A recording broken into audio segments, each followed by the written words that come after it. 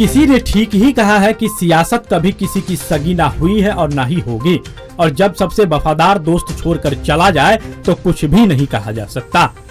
नीतीश कुमार और आरसीपी सिंह की दोस्ती पर अताउल्लाह खान का यह गाया हुआ गाना बड़ा सटीक बैठता है कि अच्छा सिला दिया तूने मेरे प्यार का और यार ने ही लूट लिया घर यार का। जो कभी दूसरे को सांसद, विधायक और मंत्री बनाने की हैसियत रखता था, आज उसकी ही उम्मीदवारी पर सवाल खड़ा हो गया। कहा जाता है कि जेडीयू में नीतीश कुमार किस बड़े नेता का कद कब छोटा कर दे, शायद ये किसी को पता नहीं। बिहार की राजनीति इन दिनों क्रिकेट का मैदान बन गया है। कब कौन बोल्ड हो जाएगा और कब किसका बल्ला चमकेगा, यह समझना मुश्किल है। कहने का मतलब है कि नीतीश कुमार के काफी करीबी और कान और नाक कहे जाने वाले आरसीपी सिंह को 2 बार राज्यसभा और मंत्री पद के बाद इस बार उन्हें ना तो जेडीयू ने राज्यसभा का उम्मीदवार बनाया और ना ही उसकी मंत्री पद ही बचेगी। कहा जाता है कि आरसीपी सिंह के कारण ही पार्टी का यह हाल हुआ है। उन्हें जब जब पार्टी की जवाबदेही दी गई तो पार्टी रसातल में चलती गई। 2020 के विधानसभा चुनाव में आरसीपी सिंह को टिकट बंटवारे से लेकर उम्मीदवार के चयन तक उनकी चली, लेकिन जेडीयू 20 साल के इतिहास में सबसे पीछे चली गई। नीतीश कुमार और आरसीपी सिंह की 25 साल पुरानी दोस्ती उस समय टूट गई जब राज्यसभा उम्मीदवार के लिए आरसीपी सिंह के नाम की जगह झारखंड के जेडीयू कार्यकर्ता खीरू महतो के नाम की घोषणा कर डाली। उसके बाद से ही आरसीपी सिंह के सुर बदलने लगे और उन्होंने यह कह दिया कि नीतीश कुमार से हमारी कोई नाराजगी नहीं है और इतने समय तक मौका देने के लिए थैंक यू। एक कहावत है कि न खुदा ही मिला न विशाले सनम, न इधर के रहे न उधर के सनम। आरसीपी सिंह को जेडीयू राज्यसभा भेजने के बाद भाजपा ने उन्हें मंत्री पद दिया था।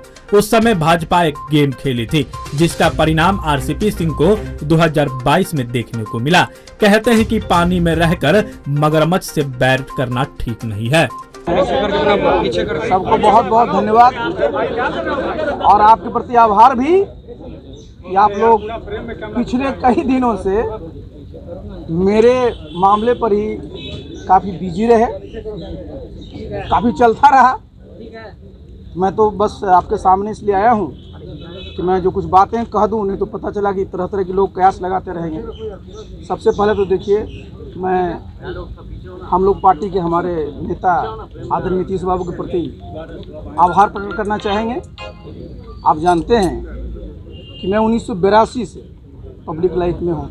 यही मई के महीने में मैं सिविल सर्विस कंप्लीट किया था 1982 में, और आज 40 साल के बाद फिर आपके सामने हम हैं। और इस बीच में हमने नीतीश बाबू के साथ, ये मेरा 25वां साल चल रहा है, तो भाई हम लोग तो साथ रह करके काम किए हैं और निश्चित रूप से वो भी चाहते होंगे और चाहते रहे हैं कि जो भी वो निर्णय लेते हैं वो हमारे पक्ष में होगा। तो कल का जो उनका निर्णय है उसके लिए भी मैं उनको धन्यवाद देना चाहता हूँ कि भाई बहुत सोच कर करके कैसे पार्टी और मजबूत हो, उसके मद्देनज़र उन्होंने निर्णय लिया है। तो उनके प्रति आभार प्रकट करता हूँ। और साथ ही 12 वर्षों तक मुझे राज्यसभा में काम करने का मौका मिला। वहाँ मैं नेता राज्यसभा में भी काम किया, पार्टी का राष्ट्रीय अध्यक्ष भी रहा, संगठन का मैं महामंत्री भी रहा, महासचिव भी रहा, और अभी मैं केंद्रीय मंत्री भी हूँ। तो ये सब आप जानते हैं, इसमें सहयोग हमारे नेता का रहा। लेकिन एक बात मैं ज़रूर स्पष्ट करना चाहूँगा कि देखिए, मैं मूलतः जब से मैं आया हूँ 2010 में जनता दल यू में, तब से मैं संगठन में काम करता रहा और 12 वर्षों तक हमने संगठन में काम किया है। इधर मंत्री बन गया था, उसके चलते मैं उतना ध्यान नहीं दे पा रहा था। लेकिन हमारा जो संगठन है जनता दल यू का, आज अगर आप जाएंगे तो हर एक गांव में आपको बूथ स्तर पर मिलेगा। और हमारी सबसे बड़ी कोई उपलब्धि अपनी को मैं मानता हूं, तो मैं तो बहुत साल आईएएस में भी सेवा किया, बहुत जगह मैंने काम किया, तो मेरी सबसे बड़ी उपलब्धि यही है कि मैंने इस पार्टी को बूथ तक पहुंचा दिया। और एक बात और जान लीजिए, बिहार ऐसे प्रदेश में तरह तरह के सामाजिक ग्रुप हैं, तरह तरह के सेक्शनल इंटरेस्ट हैं, इसी को लेकर करके, और जो ज्योग्राफी हमारी इतनी बड़ी है, हमने संगठन में 33 प्रकोष्ठ बनाए, आपको याद होगा। और हमने बहुत सारे ऐसे बड़े प्रकोष्ठ हमारे हैं, उनको हमने उत्तर दक्षिण में बांटा। उससे हमारी पार्टी बूथ स्तर पर मजबूत है और हमारे कार्यकर्ता बूथ स्तर तक पहुंच गए। तो मेरे लिए बहुत बड़ी उपलब्धि है। और मैं तो बताऊं, जब आपका टीवी चल रहा था 8-10 दिन से, तो सबसे ज़्यादा कोई हमारा शुभचिंतक गांव में रहता है तो आप जानते हैं समर्थक और कार्यकर्ता, वो सब दिन भर फोन पर ही लगे रहते क्या हुआ। तो देखिए बहुत बड़ी उपलब्धि हमारी कि हमारी इतनी बड़ी जो हमारी संगठन की ताकत है। आज भी मैं जब कई महीनों से उनके बीच नहीं जा पाया तो वो लोग एक्टिव रहे हैं। तो मैं तो अपना जो हमारा प्रदेश का जो नेतृत्व है, प्रदेश अध्यक्ष हैं पार्टी के, उनसे मैं अनुरोध करूंगा 2-3 अनुरोध। देखिए अब तो संगठन में मुझे काम करना ही है क्योंकि पार्टी अपनी है, मजबूती इसको देनी है। तो संगठन को मजबूत करने के लिए जो निर्णय लिए गए कि 33 प्रकोष्ठ बनाया गया था, अब इन लोगों ने उसको 12-13 कर दिया। अरे साहब बढ़ता है, 33 को 53 पर ले जाइए, लेकिन घटाते क्यों? तो मैं तो अनुरोध करूंगा कि 33 जो प्रकोष्ठ हमने उसमें बनवाए थे उन सबको पुनर्जीवित करें सबसे पहला, क्योंकि हमारे बहुत सारे अध्यक्ष हैं, बहुत सारे हमारे साथी हैं, सब जगह काम कर रहे हैं साहब, आप और बनाइए। और बहुत जो बड़ा हमारा जो प्रकोष्ठ है जिसमें उत्तर और दक्षिण था उसको भी करिए। और मैं तो संगठन का आदमी हूँ जी, अब तो मैं समय भी ज़्यादा उसी पर ही दूँगा। तो जहाँ भी हमारे साथी संगठन में बुलाएंगे मैं हमेशा उपलब्ध रहूँगा। तो मैं आपके माध्यम से हमारे जितने संगठन के साथी हैं बूथ स्तर से लेकर के केंद्रीय स्तर तक सबके प्रति मैं आभार प्रकट करना चाहूँगा, उनके स्नेह के लिए, उनके सहयोग के लिए। और अपने नेता आदरणीय नीतीश बाबू के प्रति भी आभार प्रकट करता हूँ और उनको मैं बहुत बहुत मंत्री बने रहेंगे। देखिए ऐसा है ना, हमसे कोई नाराज क्यों होंगे जी? मैंने आज तक तो कोई काम ही नहीं किया किसी को नाराज करने का। मैं तो कभी ऐसा काम ही नहीं करता हूँ कि कोई नाराज हो, बल्कि जो नाराज रहते हैं, कोई नाराजगी की बात पता चल जाती है, मैं उसे दूर करता हूँ।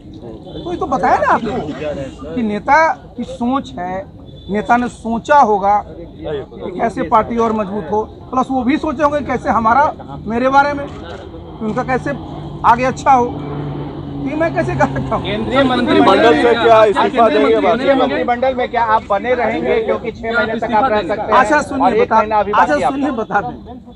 आज आप जानते हैं, बड़े अच्छा आपने बात की, हमारा कार्यकाल आप जानते हैं कि 6 या 7 जुलाई तक और माननीय मुख्यमंत्री जी की सहमति से मैं मंत्री बना था 7 जुलाई को। और आप जानते हैं मंत्रिमंडल में कोई रहता है तो मंत्री बनाने का जो विशेषाधिकार है वो आदरणीय प्रधानमंत्री जी का होता है। तो मैं तो दिल्ली जब जाऊंगा तो निश्चित रूप से भेंट होगी, बातचीत करेंगे। तो हमारा तो भाई आप सामने जब है कि जब संगठन का काम करना है तो संगठन का काम करेंगे। बाकी तो देखिए एक बात मैं बता देता हूँ सर, बातचीत मैंने आज तक जो भी मुझे जिम्मेवारी मिली, चाहे मैं सिविल सर्विस में था तब या मैं इधर था तब, मैं अपने काम को मजबूती से करता हूँ और पूरी ईमानदारी से करता हूँ, पूरी निष्ठा से करता हूँ। भैया 1 पैकेट चाय पत्ती का देना। ये लीजिए चाय पत्ती। भैया मुझे कनीज की चाय पत्ती चाहिए। क्यों? कनीज चाय पत्ती में ऐसा क्या है जो आपको वो ही चाहिए? कनीज चाय दुनिया की पहली GMP सर्टिफाइड चाय पत्ती है जो कड़क और खुशबूदार होने के साथ एकदम नेचुरल और प्योर है, जो रिफ्रेशिंग टेस्ट देती है और एक बार इसको कोई पी ले तो कोई दूसरी चाय अच्छी नहीं लगती। कनीज चाय प्रीमियम क्वालिटी वाली चाय है जिसमें ऑर्थोडॉक्स होता है जो बॉडी की इम्यूनिटी को बढ़ाता है और डॉक्टर भी ऑर्थोडॉक्स के सेवन की सलाह देते हैं। कनीज चाय को आसाम के बागानों से चुनकर लाया जाता है और नेचुरल तरीके से बनाया जाता है। अरे वाह, तब तो मैं भी आज से अपने घर कनीज चाय ही लाऊंगा।